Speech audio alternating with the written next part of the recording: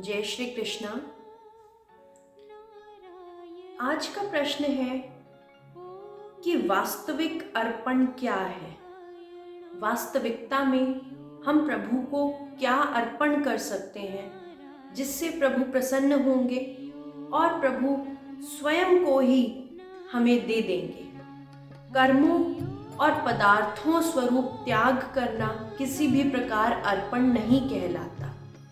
वास्तविक अर्पण तो यह है कि हर पदार्थ को, हर वस्तु को, हर कर्म को प्रभु का ही मानना चाहिए। हम सोचते हैं कि यह प्रभु पर एहसान कर रहे हैं, परंतु वास्तविकता तो यह है कि हम वह कर्म और वह त्याग अर्पण स्वरूप समझते हैं, परंतु वह अर्पण नहीं कहलाता। जब हम कर्म और त्याग कर प्रभु को कुछ भी अर्पण करते हैं तो उसके बदले में बहुत सी वस्तुएं प्राप्त होती हैं। जिस प्रकार पृथ्वी में एक बीज बोने से अन्न प्राप्त होता है, उसी प्रकार प्रभु हमारे कर्म और त्याग के बदले में हमें बहुत सी वस्तुएं, हमें सुख सुविधाएं प्रदान करते हैं, परंतु हमें सुख सुविधाओं का लोभ नहीं होना चाहिए। हमें स्वयं को ही समर्पित कर देना चाहिए।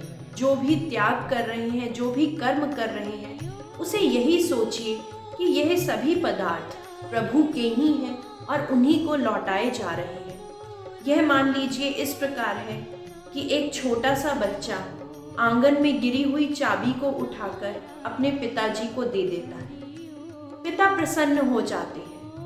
देखा जाए तो आंगन भी पिता का है, चाबी भी पिता की है और वह पुत्र भी पिता का ही है, परंतु वह व्यक्ति चाबी पर अपना अधिकार समझता है। अधिकार उसका उस आंगन पर भी है, उस चाबी पर भी है, उस पुत्र पर भी है, परंतु ज्यों ही वह उस चाबी को पाता है वह बहुत प्रसन्न होता है, पुत्र को आशीष देता है और कहता है कि मुझसे भी बड़े हो जाओ। उसी प्रकार प्रभु को कुछ भी अर्पण करने के लिए यह न सोचिए कि यह हमारी वस्तु है, हमने अर्पण की है। नहीं, यही सोचिए कि प्रभु की ही चीज़ है, प्रभु का ही पदार्थ है, प्रभु की ही वस्तु है और उन्हीं को ही अर्पण किया जा रहा है। जब ऐसी भावना से कुछ भी अर्पण करेंगे तो प्रभु प्रसन्न हो जाएंगे और हम कर्म बंधन से मुक्त हो जाएंगे। प्रभु स्वयं की ही चीज हमारे द्वारा पाकर एक प्रकार से ऋणी हो जाएंगे। जब हम चीजों के प्रति, पदार्थ के प्रति, कर्मों के प्रति अपनापन, अपना भाव छोड़कर प्रभु को ही समर्पित कर देंगे तो प्रभु अत्यंत प्रसन्न होंगे। हम कर्म बंधन से मुक्त हो जाएंगे और प्रभु ना चाहते हुए भी स्वयं को ही हमें समर्पित कर देंगे। अर्थात मैं भक्तन को दास और भक्त मेरे मुकुटमणि। यही प्रभु कहते हैं कि जब हम हर चीज से स्वभाव हटा देंगे कि यह मेरा है, यह मेरी वस्तु है और इसे मैं प्रभु को समर्पित कर रहा हूँ, इसे मैं प्रभु को समर्पित कर रही हूँ, जब यह भावनाएं हटा देंगे तो प्रभु जो हैं अपने भक्तों को स्वयं अपनी गोद में बिठाएंगे। प्रभु के चरणों की प्रीति प्राप्त होगी।